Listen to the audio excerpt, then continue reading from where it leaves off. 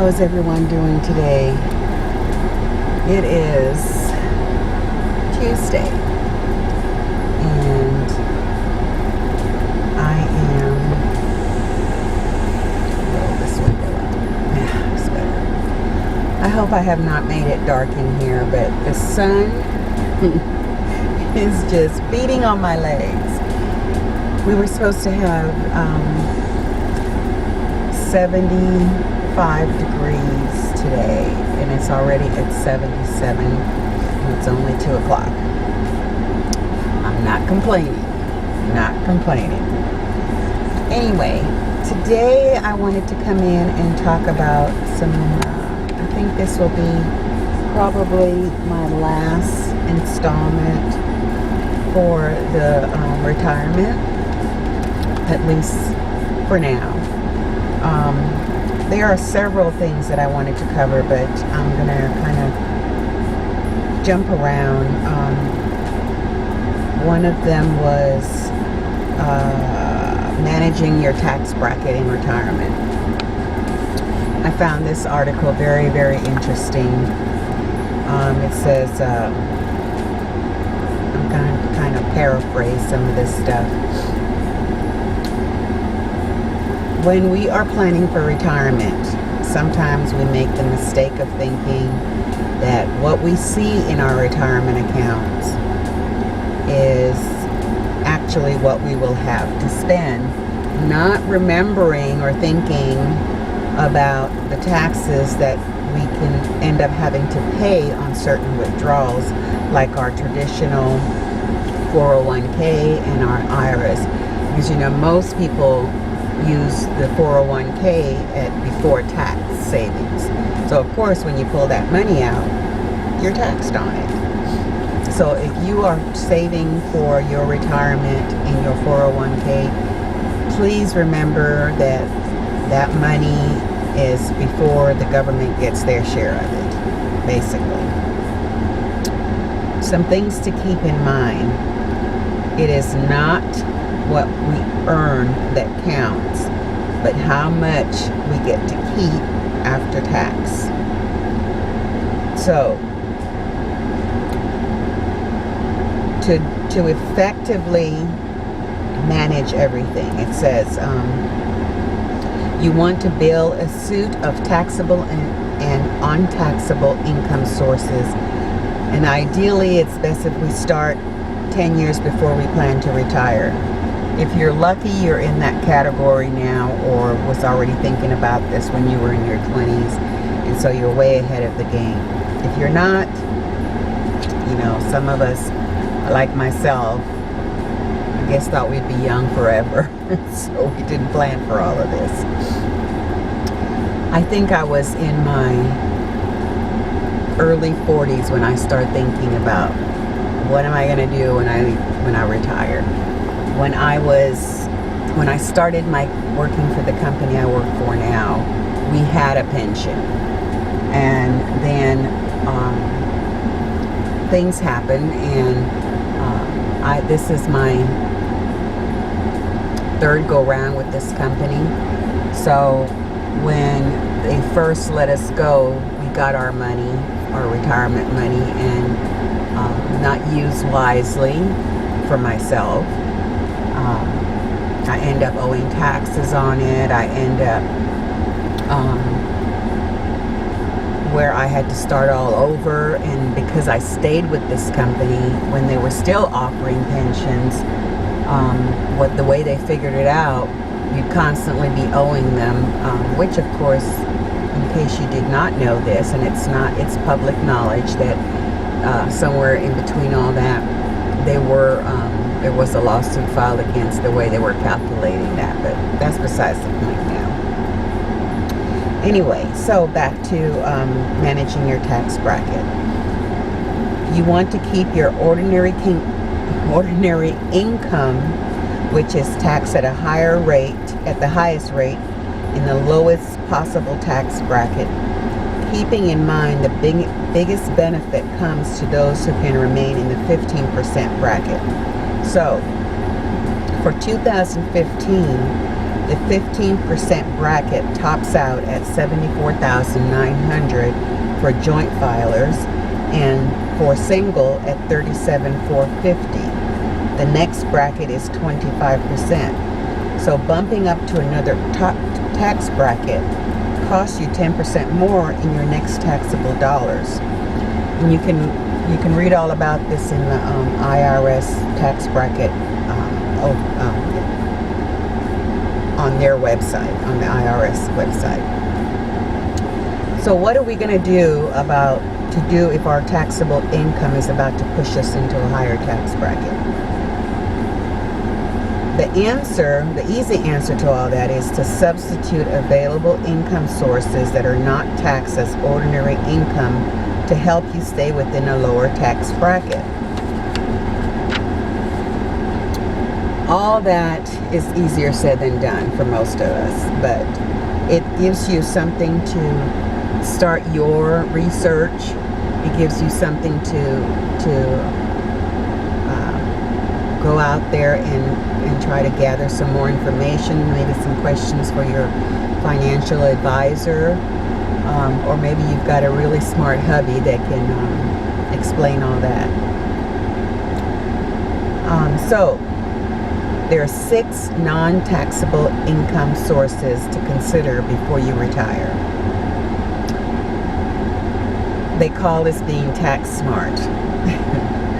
So the choices are qualified Roth distributions, liquidation of taxable assets at or below cost basis, tapping into your home equity, the cash value of your life insurance, health savings account, which is very interesting to me, annuity income, and managing an annuity income. So let's go over those. Your qualified Roth distribution. They won't be subject to federal income tax, making them a very useful, the qualified withdrawals from a Roth account are not subject to federal income tax, making them a useful vehicle to help us manage our tax brackets in retirement. Example, if you need money to pay for unanticipated expenses, you can withdraw money from the Roth account without triggering a federal tax liability as long as you meet the qualifying criteria. Roth accounts can be effective in your estate planning because currently any heirs who inherits them generally won't owe federal income tax on their distribution. So that's something to keep in mind when you're planning. If you're lucky enough to have a Roth account that has a sizable amount, that you don't want your family members that you leave that to to be taxed on it when they get it, because income tax can really kill you in what you think you have left to leave for your kids or your grandkids, and then they end up owing so much taxes that they don't benefit from it. Liquidation of taxable assets at or below basis. Even if your assets in your taxable account are at an overall gain, there may be tax a lot that are at or below your cost basis. If you sell those, you won't pay taxes, and if they represent losses, you can use them to offset capital gains up to $3,000 a year in ordinary income. That is something you may want to discuss with your financial advisor to get a more understanding of what all that means. I don't have anything like that, so that's not something that I am researching. I don't have a home, but tapping into home equity, we all know that there is home equity line of credit and there is reverse mortgage. But a lot of people get into reverse mortgage and they don't really understand it. They just know that they get to pull money and, it's not really something that they have to pay back and all that. But reverse mortgages can be complex. and they involve taking on debt because they really are a loan. So you should study the pros and cons carefully before using them. Typically, what a reverse mortgage is it defers the payment of the loan until their death. Upon their death, the heirs, or whoever you leave your house to, will have to give up ownership of that home or repay that loan. Now, it all depends, of course, on how much money you actually pull out, but who's going to give up ownership of their home if it's not going to be a sizable amount of money? So unless you have a beautiful home that you know is going to gain equity as you after the point of you're pulling out money out of it, so that when it comes time, whoever you left it to, if they don't want to sell it, and they can afford to at least pay off what you borrowed so that they can keep that home. So be really careful with reverse mortgage. I said that is not a concern of mine because I do not own a home, and I have no intentions of buying one in my years now. I am considering, though, of purchasing a mobile home. I am thinking about that, but that's somewhere down the line of maybe next year when I'm moved. Okay, so now cash value life insurance. We all know the benefits of a cash value policy. If you can afford to have one. I know one of my regrets have been that I had purchased a cash value policy when they were not as expensive as they are today for my child when he was like a year old, and unfortunately that policy lapsed somewhere in between. Now, granted, I did get what I had input into the policy as a loan against the policy, so it didn't really, I didn't feel like I lost anything when I did that, but my regret was that I did not try to keep it up. But, I had my child at 21, and, like I said, we have a different mindset when we're younger, and we don't tend to listen to advice when people tell you things. I'm sorry, that actually has been my air running because it is really warm in here in the car today. So I hope you guys were able to hear me above that. I just really realized it was still on. Okay, and the next thing is the health savings account, HSAs. When we started our HSA here about 2 years ago, we had the FSA, which is the flexible plan.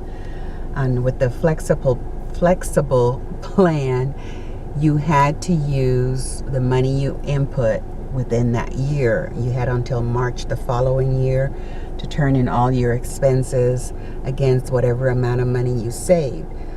The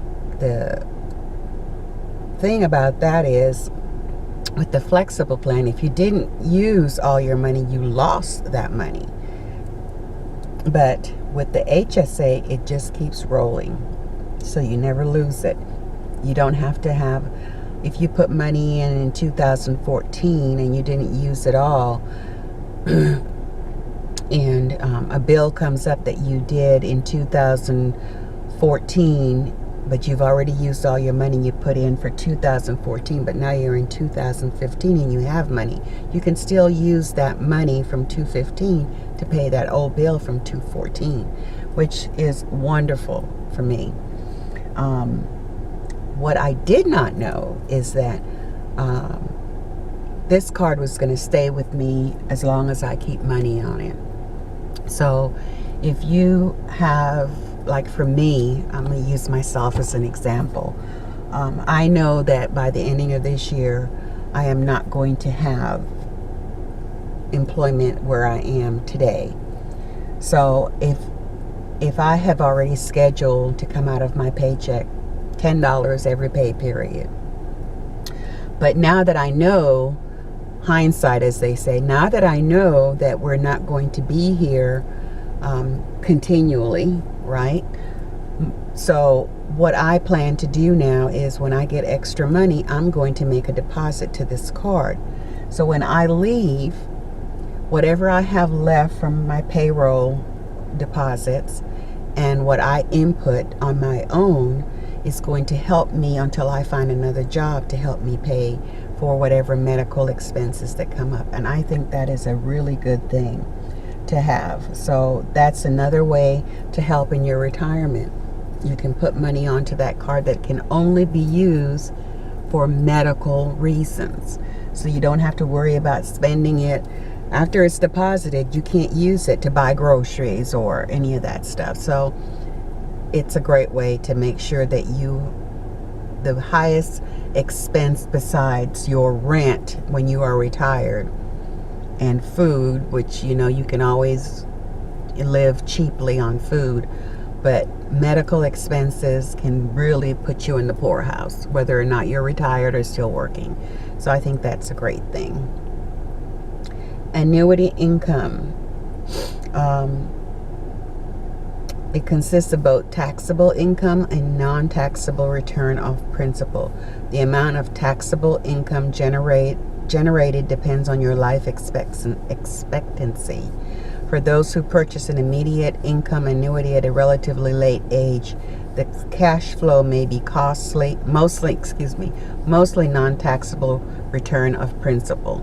So the later you start it, the older you are, the less your taxes. So basically, to me, that's what that means. Now, as I said, anything that I am sharing with you or I have shared with you when it comes to finances and budgeting and all that, I am only sharing what I have researched for myself and what applies to me. If it's just an assistance I'm just sharing it with you for you to give you a guide point of where to start in your research and things that apply to you. Please do not take this as my saying, go do this or go do that. I stress that very seriously, that things like this you really need to discuss with your financial planner or your significant other or someone in your family that you trust to lead you in the right direction. I'm only sharing the things that I have read. My information I have gotten from Yahoo, from Forbes, from different financial sites. So it's things that come into my mind that I think about, that I say, I wish somebody had told me this. Or maybe you don't have a computer at home and you are thinking about these things, so I'm just giving you guide points. That is it. So anyway, so that is my